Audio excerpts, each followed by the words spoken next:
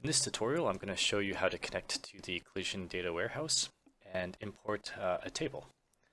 So first, we're going to want to go to the Get Data tab. Click on More. And then scroll down till we see the MySQL database.